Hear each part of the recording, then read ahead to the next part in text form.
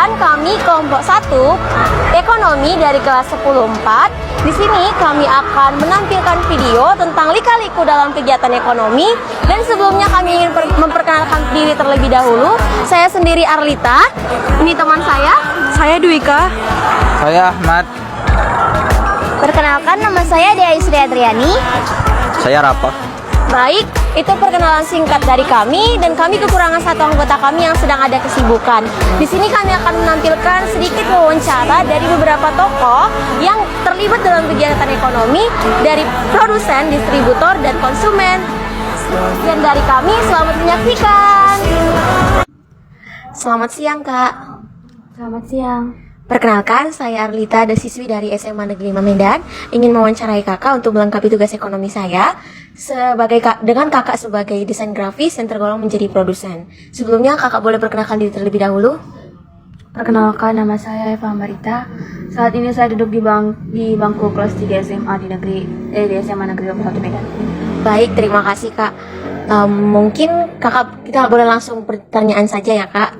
Pertanyaan pertama, apa produk utama yang kakak hasilkan sebagai desain grafis? Belakangan ini saya lebih banyak membuat produk semacam poster atau infografis.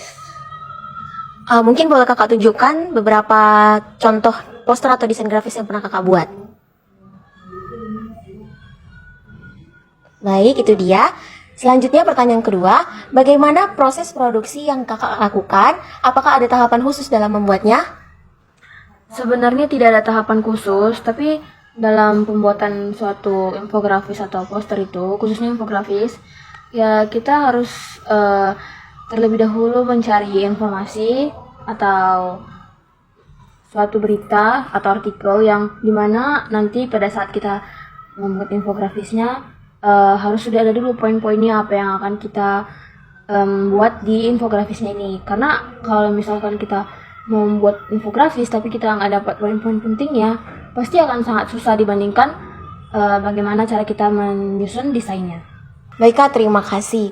Nah, kan banyak sekali nih, Kak, di lingkungan kita yang sudah mulai berkembang dengan teknologinya, sehingga mereka juga bisa menghasilkan produk-produk yang inovatif seperti yang kakak hasilkan sebagai desain grafis. Bagaimana sih cara kakak menjaga daya saing produk atau hasil daripada desain grafis tadi supaya tetap menarik pelanggan?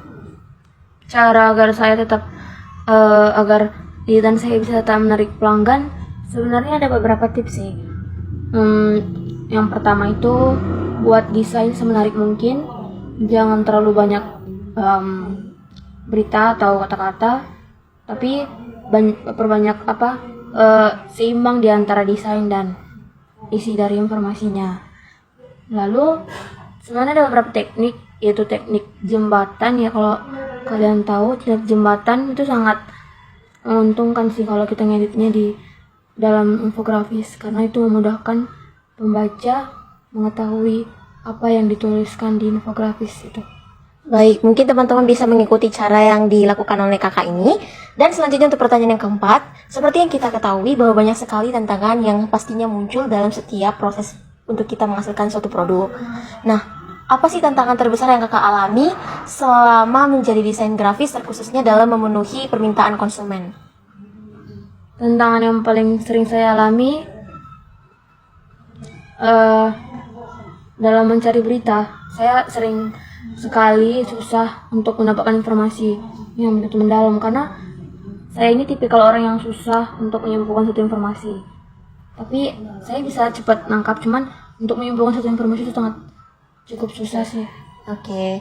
Nah, lalu bagaimana cara kakak untuk mengatasi permasalahan itu, dan juga sebagai kesempatan atau peluang kakak untuk mengatasi tantangan tadi? Cara saya mengatasi tantangan tadi sebenarnya cukup banyak membaca dan mencari tahu tentang infografis atau berita yang akan kita buat. Nah, baik. Dan pertanyaan terakhir itu, untuk saat ini apakah kakak ada melakukan inovasi atau pengembangan desain yang mengikuti tren-tren sekarang?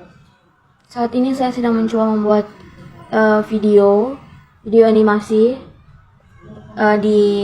Sebenarnya animasinya itu bukan animasi yang bergerak, tapi semacam animasi yang patah-patah. Cuman dia itu kayak foto, tetapi dia banyak jumlahnya banyak, jadi dia menghasilkan suatu video.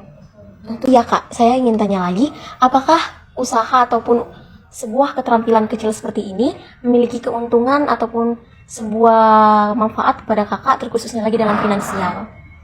Ini cukup menguntungkan sih bagi orang yang suka desain sama kayak saya. Terkhususnya pelajar ya? Ya, saya suka desain. Terus kalau misalkan ada perlombaan, itu kita bisa ikutan lombanya. Terus bisa dapat banyak benefit kayak sertifikat, uang, dan penghargaan lainnya. Baik, itulah tadi beberapa jawaban yang telah dilontarkan oleh narasumber sebagai salah satu desain grafis yang saya wawancarai. Mungkin ini saja yang bisa kami tampilkan. Terima kasih Kak untuk waktunya. Ya, sama-sama. Sampai jumpa kembali. Selamat siang Pak, kami dari salah satu siswa dari SMA Negeri 5 ingin mewawancarai Bapak tentang tugas ekonomi kami. Jadi terlebih dahulu Bapak bisa perkenalkan diri dahulu. Nama saya Putra. Usaha saya jualan gorengan. Pak, ini ada beberapa pertanyaan Pak. Yang pertama itu apa produk yang Bapak hasilkan? Produk utama yang Bapak hasilkan? Ya produknya ya inilah jualan gorengan ini bahan bakunya seperti pisang, sayur-sayuran, kol, wortel, itu aja sih. Bagaimana Pak proses dalam pembuatan produk ini? Apakah ada tahap-tahapan khusus dalam memproduksinya? Ya bertahap sih. Satu membuat martabak telur ini dengan sayur-sayurnya dipotong dulu. Udah gitu membuat pisang harus dipotong dulu sih, gitu aja. Kira-kira Pak, kalau boleh tahu, apa saja bahan baku yang digunakan dalam membuat produk ini, dalam memproduksi? Bahan bakunya ya pisang, sayur-sayuran, dan minyak makan, dan gas. Nah, itu aja. Pak, seperti yang kita ketahui ini Pak, bahwa banyak sekali di lingkungan masyarakat yang pastinya sama dalam memproduksi hal yang sama ini. Pastinya ada tantangan yang dihadapi. Bagaimana cara Bapak menghadapi tantangan itu? Tantangan apa saja yang dihadapi juga? Dihadapin ya persaingan dan udah gitu omset pun menurun. Itu aja. Jadi cara Bapak dalam mengatasi masalahnya itu untuk menarik pelanggan apa Bapak buat? Ya menarik pelanggan ya kita banyain aja sih. Apa kita pertahankan aja usaha kita gitu, produknya. Nah Pak, kalau saat ini apakah inovasi atau pengembangan produk yang Bapak buat ini, apakah ada inovasi atau rangsangan? Ada motivasi aja. Semua maju gitu. Selamat siang Pak, perkenalkan saya Arlita dari siswa SMA Negeri 5 Medan. Ingin mewawancarai Bapak tentang bagaimana cara Bapak untuk meminimalisir semua kegiatan Bapak selaku daripada penjual gas ini. Sebelumnya Bapak boleh perkenalkan diri terlebih dahulu. Nama Bapak siapa? Nama saya Ridwan, Selaku sebagai apa Pak? selaku sebagai anak owner. Oke, terima kasih ya. Langsung saja ke pertanyaannya Pak. Bagaimana cara Bapak mendapatkan produk dari produsen atau agen yang memiliki gas ini? Ya, salah satunya pengurusan izin. Nah, setelah izin dapat, ya baru kita bisa memasarkan produk. Ya, terutama modal. Oke Pak. Seterusnya, berapa lama biasanya waktu pengiriman dari produsen ke konsumen yang Bapak salurkan Pak? Mas, setelah nggak tentu, Ada rentang waktunya? nggak ada. Ada. Nggak ada. Ya, hitungan jam lah. Karena kan dia kan jalur darat. Kira-kira bagaimana cara Bapak meyakinkan pelanggan bahwa produk bisa sampai tepat waktu Pak? Tanpa terkendala gitu Pak? Oh, nggak bisa. Nggak bisa. Karena tentu yang namanya produk nyampe, kalau dibilang hari ini jam 5 nyampe, ternyata jam 6. Nah, ini istilahnya ya intinya hari ini bakal masuk. Nah, itu aja lah paling. Berarti nggak bisa ditentukan? Nggak bisa ditentukan waktunya. Tapi tetap yang penting harinya masuk hari ini gitu. Kalau tantangan yang Bapak hadapi selama menyalurkan produk ke konsumen apa Pak? Yang paling sering terjadi? Yang paling sering terjadi kemungkinan ya kapasitas isinya lah, neto-netonya. Kalau harga Pak? Kalau harga kita udah ditentukan. Nah, Selanjutnya, apakah Bapak bekerja sama dengan perusahaan atau logistik tertentu dalam memproduksi ini Pak? memproduksi pasti. Kira-kira Tapi kalau bisa untuk apa? penyebaran enggak. Ya perusahaannya jasa tadi lah, pihak kedua tadi yang namanya agen.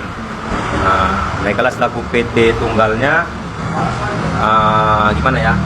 mereka lah penyalur dari pihak pertama yaitu Pertamina, mendistribusikannya kepada pihak kedua yaitu agen.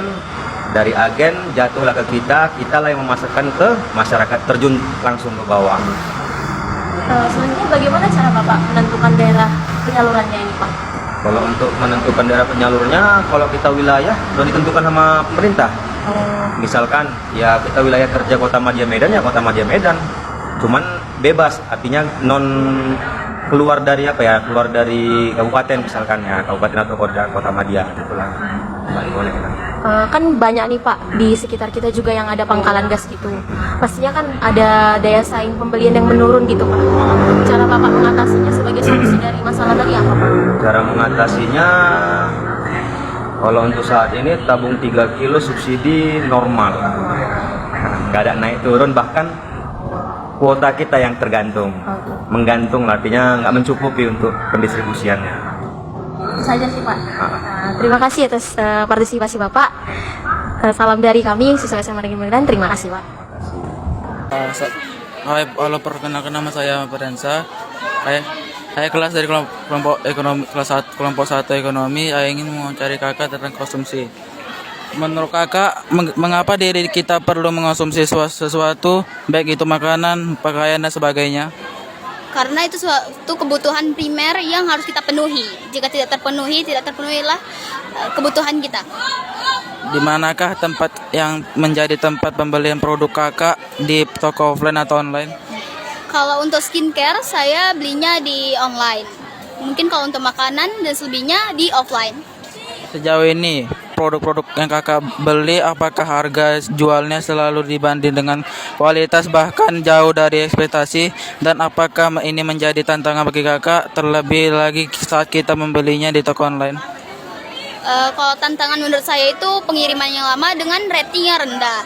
Mungkin kita sering ketemu dengan official store pun bisa membuat rating yang rendah. Nah itu menurut saya itu masalah yang harus dihadapi dalam pembelian online. Nah, bagaimana pengaruh review online terhadap keputusan pembelian kakak? Apakah ini menjadi suatu permasalahan atau tantangan bagi kakak? Suatu permasalahan karena ketika seseorang memberikan rating rendah, kita otomatis berpikir kalau produk ini tidak bagus walaupun itu official store. Di setiap tantangan yang kakak alami selama mengonsumsi suatu barang atau jasa, bagaimana cara kakak menemukan solusi yang paling efektif dan dapat mengatasi seluruh permasalahan itu? Kalau untuk pengiriman mungkin perlu dicepatkan karena apalagi saya tipe orang yang tidak bisa menunggu. Mungkin saya akan memilih bayar lebih mahal agar barangnya datang cepat.